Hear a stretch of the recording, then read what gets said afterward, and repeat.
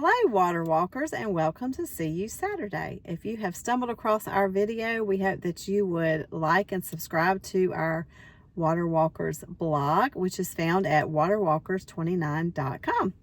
So this week, Julie has been sharing with us about a recent experience she had with going to Winter Jam. And I have enjoyed listening and reading all about that. My daughter got to go with her also, so that was it was neat to hear from my daughter's perspective and then more in depth from you, of course. Yeah. I especially connected with Thursday when you shared and challenged us to really walk the walk and talk the talk of water walkers, which is what we share with you every week. And sometimes we fall short of that and we succumb to worry or stressing out or that kind of thing. And I appreciate you kind of sharing that you are human and, you know, we all fall short of that sometimes. But we just have to keep remembering. And I appreciated when you told us or challenged us to write down our testimony or some things about our testimony that we could have ready to share with somebody. Yes. So that was pretty cool. Thanks. So how about you? Well, the Winter Jam concert was an amazing experience. It's a concert that started like 25 years ago by New Song. Oh, And they travel all over the U.S. and I'm very glad that I got to experience that with the people that I got to experience that with. And, you know, each singer that came up, each artist, you know, gave some sort of testimony, whether it was, you know, about their song or their life. And it was just amazing to see all the different denominations, all the different people worshiping for one common thing, for Jesus Christ, and to hear those testimonies.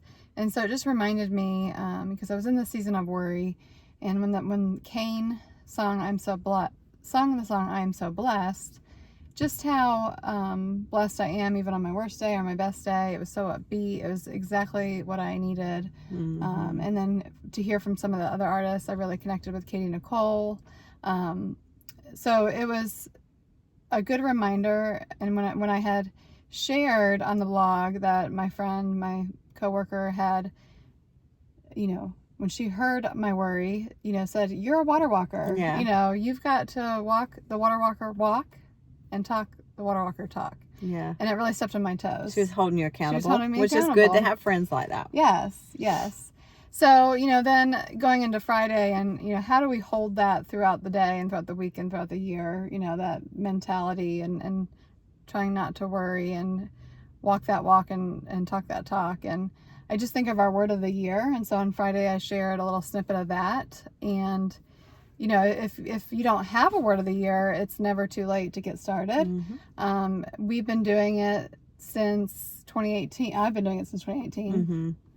And so we're just going to run through our list very quickly. So in 2018, mine was rejoice, just to carry that joy throughout the year. 2019 was influence, which is the year I started running. Had no idea that I was going to join that community. 2020 gifts, and that took on different meanings throughout the year, but mainly thankful for the gift of salvation and the gifts that God gives us throughout our days. And then 2021, refine. I knew that I was coming up on a health journey of my own and really wanted God to refine me through that process. And then 2022, serenity, just to give me peace over the challenging year that I had ahead.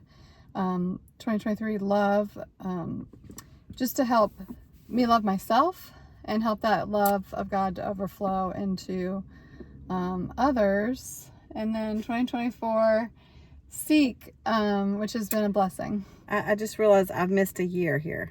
You've missed a year. Yeah. Because actually this was my 23 and 24, so I missed my 2022. But I'll share what I have. Yes, share what you and have. you might remember, I don't know.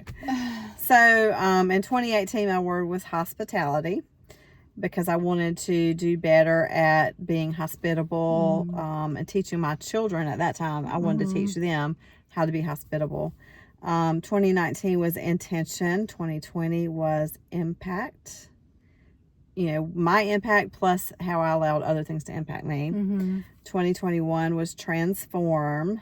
2022 was, no, actually it was 2023 was simple. Mm-hmm. And this year, 2024, is pause. So the one I can picture the picture. Joy. No, that was your word. No, it what was it? It was about enjoying the moments, but it was a certain word. I feel like it started with an R, maybe.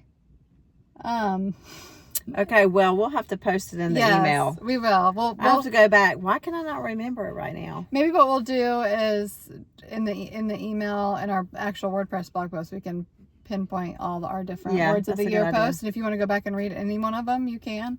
It wasn't refined, but I feel like it started with an R. It's going to be interesting to go back and see.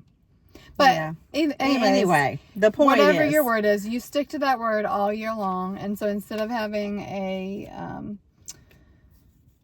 health challenge or I'm not going to chew gum all year. I don't know, that's silly, but you have a word of the year to try to resolution. Right? Yeah, instead of a resolution. Thank you.